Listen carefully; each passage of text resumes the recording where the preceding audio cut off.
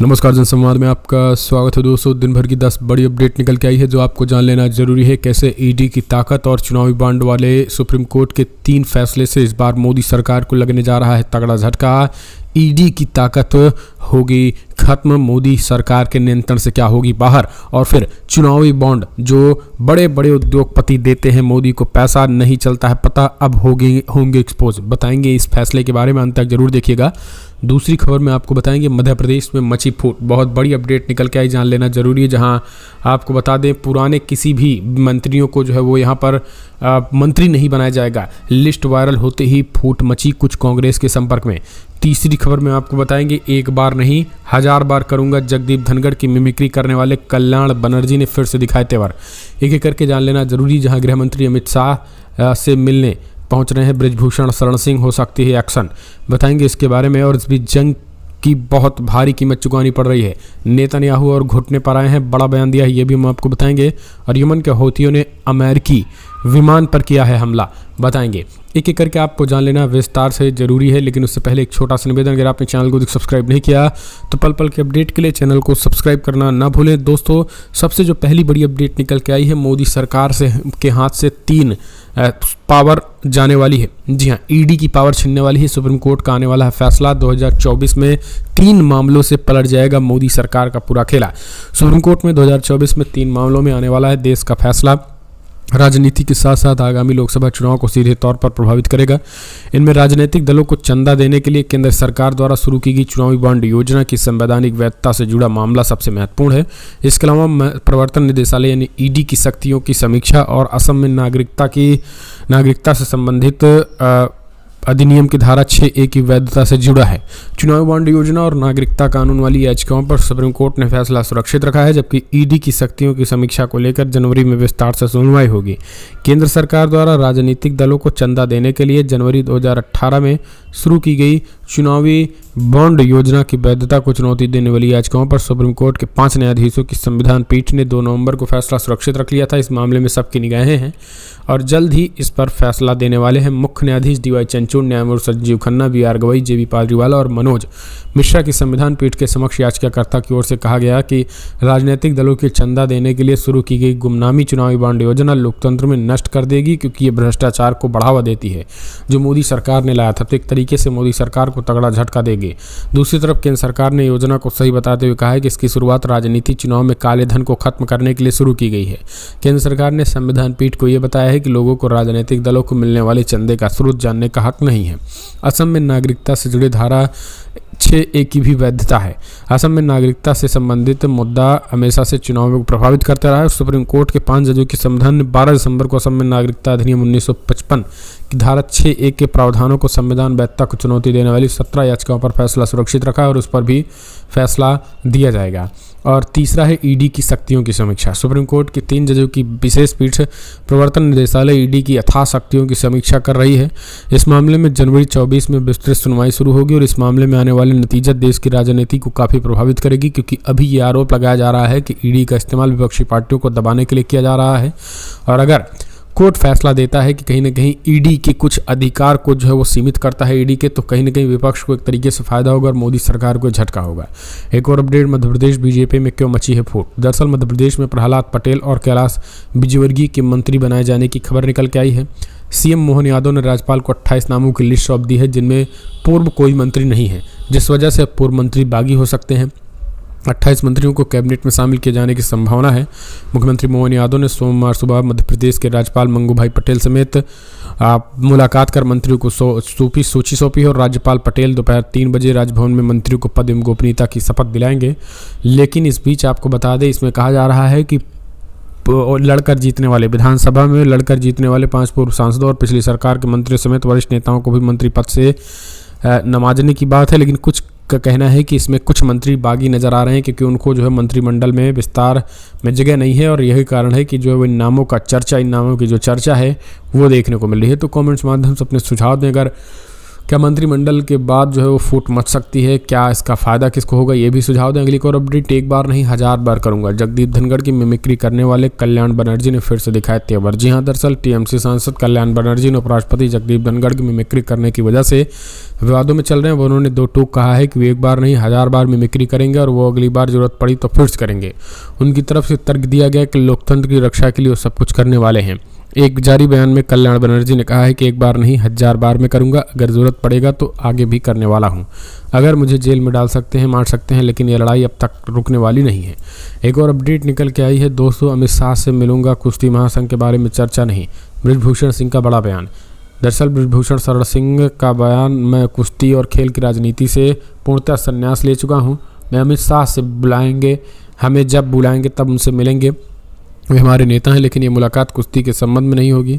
संजय सिंह अपना काम कर रहे हैं, हम अपना काम करेंगे। मैं कुश्ती और खेल की राजनीति में पूर्णतः संन्यास ले चुका हूँ, ये चीज़ें उन्होंने कही हैं। एक और अपडेट, जंग की बहुत भारी कीमत चुकानी पड़ रही है, नेतन्याहू का आया बड़ा बयान।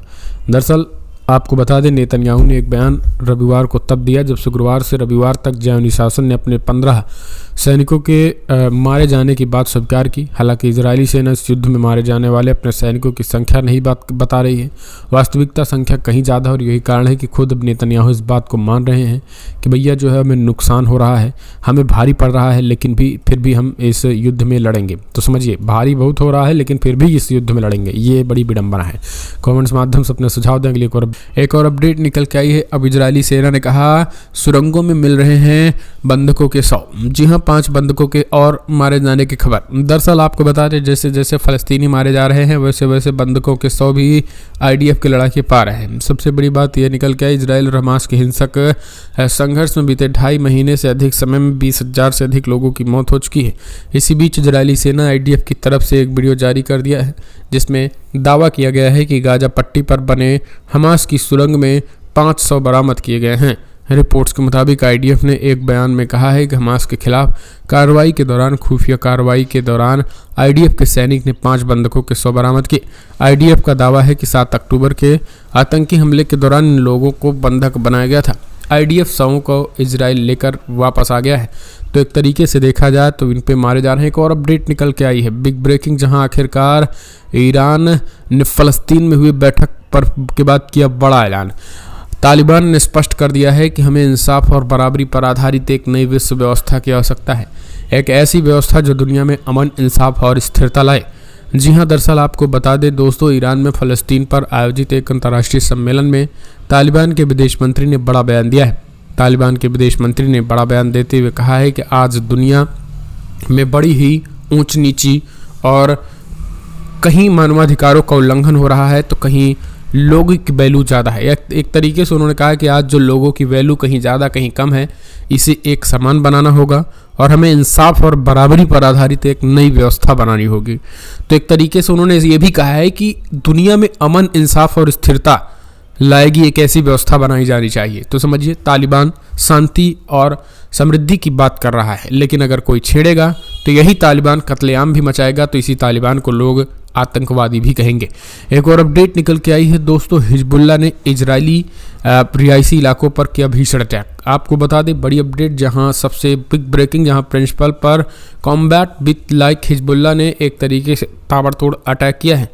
सबसे बड़ी बात यह है कि हिजबुल्लाह के इस अटैक में कई सैनिक मारे गए हैं और ख़ास करके कई आईडीएफ सैनिक और रिहायशी इलाकों पर हिजबुल्लाह अटैक कर रहा है, बस्तियों पर अटैक किया है। सीधे तौर पर यहाँ पर देख सकते हैं, जहाँ एक मिसाइल आती है और अपने लक्ष्य के साथ उन घरों को भेजती हुई घर पर गिरती है, जिसके बाद ब्लास्ट हो जाता है। और यहाँ पर एक तरीके से कुछ लोग फिलहाल भाग खड़े होते हैं और यहाँ पर लोग रिहायशी इलाकों को छोड़कर भागने को मजबूर हो गए हैं, क्योंकि हिजबुल्लाह कभी भी कहीं भी किसी भी घर पर अटैक कर दे रहा है।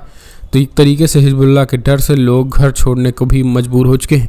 एक और अपडेट निकल के आ रही है दोस्तों, बिग ब्रेकिंग, जहां यूएन ने माना कि उसके 136 से ज़्यादा यूएन कर्मचारियों की गाजा में हुई मौत। जी हां, एंटोनियो गुतरेस ने कल ट्वीट करके एक बार फिर से इजराइल सरकार पर बड़ा हमला बोला है। उन्होंने कहा है कि अब तक 136 से ज़्यादा कोलीग जो है वो हमारे गाजा पट्टी में मारे गए हैं 75 दिनों में। ये इतनी विभत्स चीज़ें हमने आज तक कभी नहीं देखी। यानी ये चीज़ें हमने कभी नहीं देखी है अपने यूएन के इतिहास में कि 136 से ज़्यादा 75 दिनों में हमारे यूएन के कर्मचारी मारे गए हैं। मैं पूरी तरीके से शांति के लिए प्रार्थना करता हूं कि जिस तरीके से रिस्क लेकर के गाजा पट्टी में हमारे कार्यकर्ता काम कर रहे हैं, उनको जो है वो एक तरीके से इस तरीके से चीज़ें इजराइल को नहीं करनी चाहिए और भगवान उनको जो है वो साहस प्रदान करिए। एंटोनियो गुतरश ने ट्वीट करके इजराइल पर बड़ा हमला बोला और कहा अपने पूरे यूएन के इतिहास में हमने ऐसा दिन कभी नहीं देखा है यूएन में कि 136 से ज़्यादा यूएन के कर्मचारी मारे गए हों किसी युद्ध में। एक और अपडेट निकल के आई है, आईडीएफ के पूर्व जनरल का बड़ा बयान निकल के आया है। जी हाँ, दरअसल आपको बता दें, उन्होंने कहा फिलहाल हमास को ख़त्म कर पाना जो है वो हमारे लिए मुमकिन नहीं। जी हाँ, दरअसल आपको बता दें, बड़ी अपडेट निकल के आई है। अब हमास को ख़त्म कर पाना हमारे लिए जो है वो नहीं है मुमकिन। ये बातें खुद रिटायर्ड आईडीएफ जनरल इजराइल के जो एक रिटायर्ड जनरल है उन्होंने कहा। ये स्प्रिंटर की आप खबर देखिए, इसमें स्पष्ट लिखा है कि रिटायर्ड आईडीएफ जनरल इजरायली जीव ने कहा है कि Israel should consider changing its war objective, we may not be able to destroy Hamas। यानी हम जो है वो एबल नहीं हैं इस हमास को ख़त्म करने में। यानी स्पष्ट तरीके से उन्होंने हार मानी है और हमास को ख़त्म कर पाना उन्होंने नामुमकिन बताया है। उन्होंने कहा है कि हम हमास को नहीं ख़त्म कर सकते हैं। ये चीज़ें उन्होंने कही हैं। तो कमेंट्स माध्यम से अपने आप सुझाव दें, आपको क्या लग रहा है कि जो इजरायली प्रधानमंत्री बेंजामिन नेतन्याहू हुंकार भर रहे हैं इजराइल का नामो निशान मिटाना, क्या आपको लग रहा है कि गाजा पट्टी में इतना आसान है कि वो हमास के नामो निशान मिटा देंगे? कमेंट्स माध्यम से अपने सुझाव दें। लगातार जो है वो फिलहाल हमास भी ताबड़तोड़ अटैक कर रहा है। जवाबी कार्रवाई में इजरायली सैनिक भी मारे जा रहे हैं। हमने आपको बताया था सुबह कि किस तरीके से इजरायली सैनिक मारे जा रहे हैं और इस बात को जो है वो इजराइल के प्रधानमंत्री बेंजामिन नेतन्याहू कबूल कर रहे हैं, लेकिन उसके बावजूद भी युद्ध जारी है। कमेंट्स माध्यम से अपने सुझाव दें। जय हिंद, जय भारत।